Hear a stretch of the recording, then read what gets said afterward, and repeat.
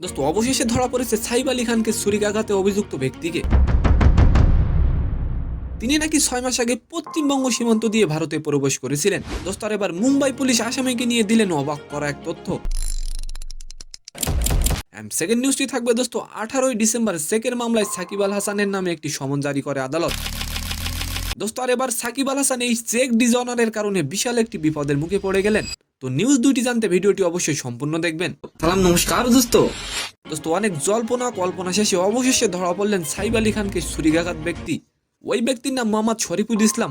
তার বয়স 30 বছর। তবে আশ্চর্যজনক বিষয়টি হচ্ছে মুম্বাই পুলিশ বলছে সাইফ আলী খানের উপর হামলাকারী ব্যক্তিটি নাকি বাংলাদেশি নাগরিক। মুম্বাই পুলিশ আরো বলেন তিনি নাকি 5 থেকে 6 মাস আগে পশ্চিমবঙ্গ সীমান্ত দিয়ে ভারতে ঢোকেন।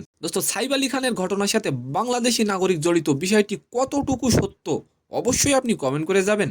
ভারতীয় গণমাধ্যম টাইমস অফ ইন্ডিয়া বলছে এই ব্যক্তি নাকি অবৈধভাবে ভারতে প্রবেশ করে মুম্বাইয়ে বসবাস করছিলেন। রবিবার ভোরে তাকে নাকি সাইফের বাড়ি থেকে 35 কিলোমিটার দূর থেকে আটক করা হয়। বর্তমানে তাকে থানায় রাখা হয়েছে এবং মুম্বাই পুলিশ বলেন হামলাকারী যে বাংলাদেশি তার প্রাথমিক প্রমাণও নাকি পাওয়া গেছে। সেকেন্ড নিউজটি হলো সাবেক সংসদ সদস্য সাকিব আল হাসানের বিরুদ্ধে গ্রেপ্তারি পরোয়ানা জারি করেছে আদালত। জানা গেছে আইএফআইসি ব্যাংকের চেক ডিজঅনারের একটি মামলায় তার বিরুদ্ধে এই পরোয়ানা জারি করা হয়।